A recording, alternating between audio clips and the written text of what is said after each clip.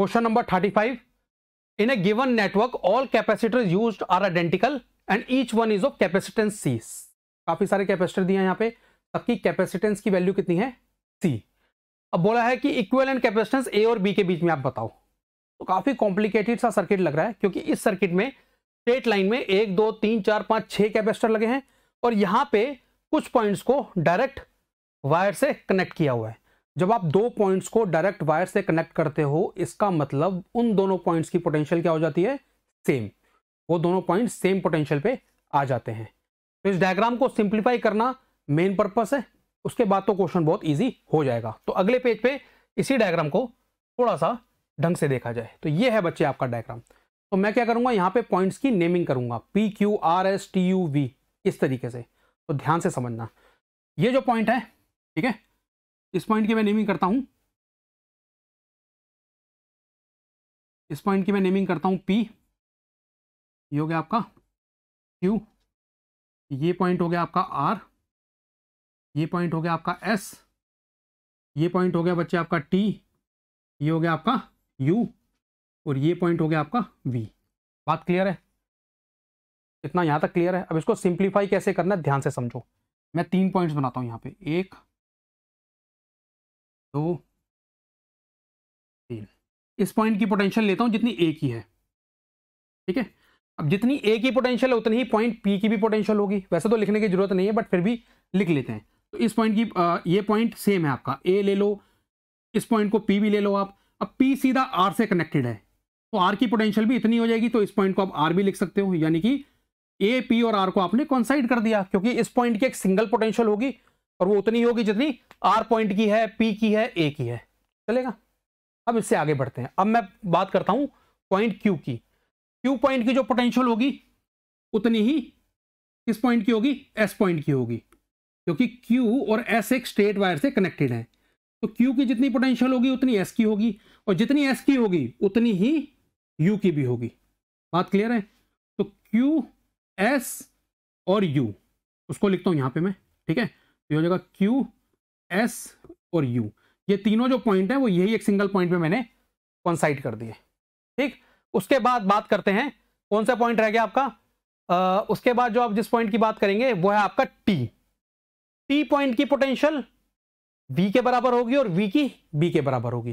तो ये अगर B पॉइंट आप लेके चल रहे हो तो ये क्या हो जाएगा आपका T, V और B। ये कॉन्सेप्ट आपको पता होगा, काफी क्वेश्चंस आपने सॉल्व किए होंगे कैपेसिटर के या रेजिस्टेंस के। तो वहां पे आपको पता है कि अगर 3-4 पॉइंट की पोटेंशियल सेम है तो उनको एक सिंगल पॉइंट हम बना देते हैं। बना दिया आपने। अब बात यह है कि P और Q के बीच में, P और Q के बीच में कैपेसिटर लगा है। तो ये रहा P बच्चे और ये रहा Q, तो इनके बीच में कैपेसिटर में लगा देता हूं। आगे बढ़े, इस कैपेसिटर की बात करें तो ये Q और R के बीच में लगा हुआ है। किसके किसके बीच में लगा हुआ है? Q और R के बीच में, ठीक है। ये रहा Q आपका और ये रहा R। एक और कैपेसिटर लगा देते हैं यहाँ पे इस तरीके से, ठीक। फिर इस कैपेसिटर की बात करते हैं। ये कैपेसिटर R और S के बीच में लगा हुआ है। किसके किसके बीच में? R और S के बीच में, है ना, ये वाला कैपेसिटर। ये रहा R आपका, ये रहा S। तो एक और कैपेसिटर यहाँ पे लगा देते हैं। चलिए, अब S और T के बीच में एक कैपेसिटर लगा हुआ है जो एस और टी को कनेक्ट कर रहा है। तो एस ये रहा आपका, टी ये रहा। एक कैपेसिटर यहां पे कनेक्ट कर दिया इस तरीके से, ठीक है। टी और यू, ये यू है बच्चे, ठीक। टी और यू के बीच में भी एक कैपेसिटर लगा हुआ है। तो ये रहा टी और ये रहा यू।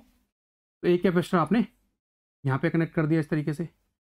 अब यू और वी के बीच में एक कैपेसिटर लगा हुआ है। ये रहा यू, ये रहा वी। तो यहां पे भी एक कैपेसिटर आपका लग गया।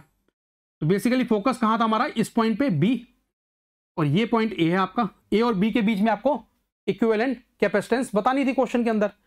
तो बच्चे यहां से यहां तक अगर हम इसको सिंप्लीफाई करें तो ये हो गया आपका A पॉइंट और ये हो गया बीच वाला पॉइंट। अगर तीनों कैपेसिटर पैरेलल में लगे हैं तो क्या फॉर्मूला लगेगा इसका? सीधा एडिशन होता है। क्या होता है? सीधा एडिशन होता है। और इसकी सबकी कैपेसिटेंस कितनी है? C C C। तो C plus C plus C, यही होता है ना आपका पैरेलल में। कैपेसिटर में पैरेलल का रिलेशन क्या होता है? C equivalent equal to C1 plus C2 plus C3 and so on. कब? जब सारे के सारे कैपेसिटर आपके किस में लगे हैं? पैरेलल में लगे हैं। कोई कंफ्यूजन नहीं होनी चाहिए। रेजिस्टेंस में रेसिप्रोकल वाला फॉर्मूला लगता है, जो एडिशन करते हैं, कैपेसिटर में सीधा एडिशन होता है। तो ये C plus C plus 3C आ गया, इक्विवेलेंट दिया जाएगा। और इस पॉइंट से आगे भी इन तीनों का कितना आ जाएगा 3C, और आगे कितना आ गया ये B। अब बहुत सिंपल है, दोनों कैसे लगे हुए हैं, A से B तक दो कैपेसिटर लगे हुए हैं 3C और 3C कैपेसिटेंस के, ठीक है, 3C और 3C कैपेसिटेंस के। अब इनका अब सीरीज में आ गए, तो सीरीज में कैसे निकालोगे, यहां निकालते हैं 1/C इक्विवेलेंट, ठीक है ना, सीरीज में कर रहे हैं, ऊपर वाले फॉर्मूले से कोई भी कंफ्यूजन नहीं होनी चाहिए, सीरीज में कर रहे हैं तो आ जाएगा 1/3C प्लस 1/3C। आप इसको सॉल्व करोगे तो आंसर कितना आएगा 3/2 इंटू C। तो इन A और B के बीच में इतने सारे कैपेसिटर ना लगाने के बजाय अगर हम एक सिंगल कैपेसिटर लगाते हैं, कितनी कैपेसिटेंस का 3/2 इंटू C, तो भी हमारा पर्पस, तब भी हमारा पर्पस फुलफिल हो जाएगा। तो ये आपकी इस पूरे सर्किट का A से B के बीच में जो नेट कैपेसिटेंस आई है वो कितनी आई है, नेट कैपेसिटेंस 3/2C आई है। अब चलते हैं पिछले पेज पे, कौन सा ऑप्शन हमारा करेक्ट होगा, option number C is the correct answer, option number C is the correct answer. Clear? तो I hope I have answered your question, thank you.